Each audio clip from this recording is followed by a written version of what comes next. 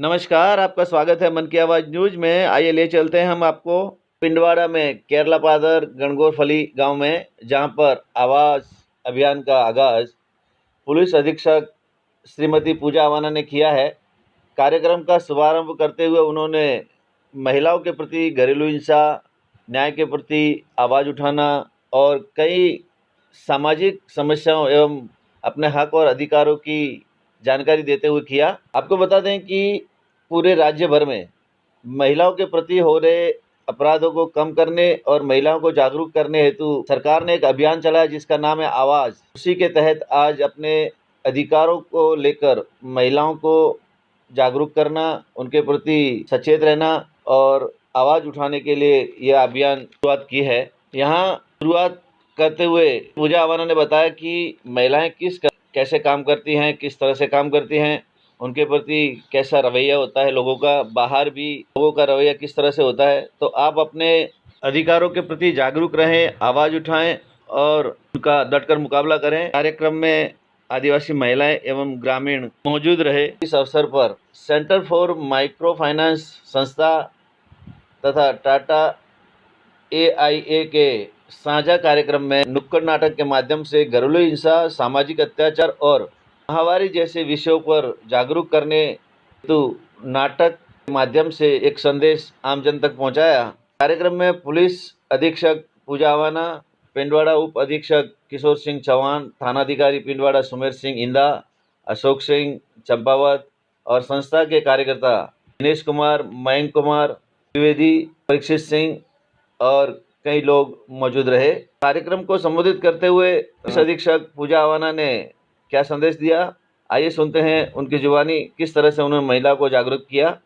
आइए देखते हैं। स्तुति आप सभी के बीच में दी थी और मैं बहुत बहुत अप्रिशिएट करना चाहूँगी जो कलाकार थे आपके, स्पेशली वो जो बने थे, वो चाहे दारूड़िए बने हो या फिर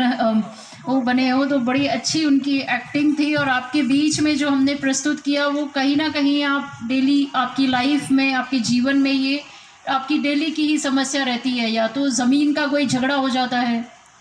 या कोई ना कोई घर में ऐसा पुरुष है जिसको दारू की बुरी लत लग गई है,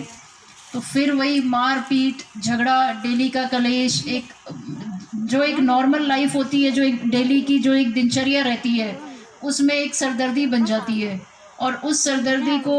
हम भी बहुत हद तक आप सभी जैसे महसूस करती होंगी कि लगातार उसको झेलती रहती हैं, और केवल इसलिए झेलती रहती है कि कोई बड़ा मुद्दा ना बन जाए, कोई बड़ा इशू ना बन जाए, या मैं जाऊंगी थाने जाऊंगी तो पता नहीं कार्रवाई होगी कि नहीं, और चलो कार्रवाई हो भी गई तो अगले दिन फिर इसी परिवार के साथ में रहना है, फिर इसी गांव में रहना है, फिर इन्हीं के बीच में रहना है, तो वो और ज़्यादा मुश्किल हो जाएगा, वापस वही स्थिति ना उत्पन्न हो जाए। तो इसमें बहुत ज़रूरी है कि आप सभी मिल करके, यदि क्योंकि हमारे जो देश की आबादी है 50% उसमें महिलाएं भी हैं, और हम महिलाओं की भी लगातार उसमें भागीदारी है, चाहे वो किसी भी चीज़ में हो। ऐसा तो नहीं है ना कि महिला फ्री बैठ के खाती हो, चाहे आप घरेलू काम करें लेकिन काम तो आप भी करती हैं। ऐसा तो नहीं है कि केवल वही महिलाएं काम करती हैं जो किसी न किसी नौकरी में है या किसी न किसी उसमें कार्यरत है या जो कमा कर लाती है, बल्कि जो घर में महिलाएं काम करती है वो बहुत ज़्यादा महत्वपूर्ण है। चाहे वो बच्चे की देखरेख हो, उसकी पालन पोषण हो, या जो गांव में डेली की जो दिनचर्या आपकी रहती है, चाहे वो गाय भैंस का काम करना हो, घर की साफ सफाई करना हो, तो ये भी एक बहुत ही अहम जिम्मेदारी होती है, और जिसमें हम अपना पूरा भरपूर योगदान देते हैं। और सबसे बड़ी जिम्मेदारी जो हम महिलाओं के कंधे पे होती है वो होती है बच्चों की परवरिश और बच्चों के संस्कार। हम जैसा उन्हें बनाते हैं वैसा ही वो आने वाले समय में वही वो करते हैं, वैसी ही उनको शिक्षा प्राप्त होती है, वैसा ही फिर हमें आने वाली पीढ़ी मिलती है। आज पुलिस में मैं देखती हूँ कि कुछ ऐसे बच्चे भी होते हैं, मैं बुज़ुर्ग महिलाएं परिवार लेकर के आती है कि बेटे ने घर से निकाल दिया, बहू ने घर से निकाल दिया, तो कहीं ना कहीं मुझे लगता है कि हमने शायद उनको इतना शिक्षित नहीं किया, इतने उनमें वो संस्कार नहीं डाले, और बहुत आसानी से अपनी ज़मीन उनके नाम पे कर दी।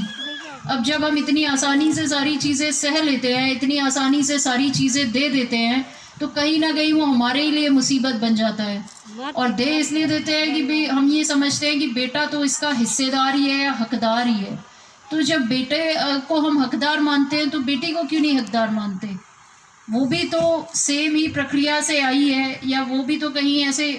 मुफ्त में तो नहीं मिली ना कहीं कि भाई ठेले पे मिल गई हो या इस तरह से हो। वो भी तो इसी तरह से आई है इस दुनिया में, और उसको भी तो आपने बचपन से पाला है, पोषा है, फिर वो उस ज़मीन की या वो उस हिस्से की हकदार क्यों नहीं हुई? उसने ऐसा क्या गलत किया है कि आप बेटे को तो हर चीज़ में हिस्सा देते हैं, हक मानते हैं उसका, मारपीट भी करे तो भी वो सही है, जस्ट बिकॉज कि वो बाहर से 2 पैसे कमा के ले आता है। लेकिन जब बेटी जो घर को पूरे को संभालती है, जो घर का पूरा काम करती है, घर का जो पालन पोषण करती है, बच्चों को जो बड़ा करती है, उसको हम किसी चीज़ में हिस्सा नहीं मांगते। साथ ही जो जिस प्रकार के अत्याचार होते हैं, अत्याचार इसलिए होते हैं क्योंकि हम सहते हैं, हमें सहनशीलता थोड़ी ज़्यादा भगवान ने दी, और वही एक कारण है कि हम जितना ज़्यादा सहन करते हैं वो उतना ज़्यादा ही बढ़ता जाता है,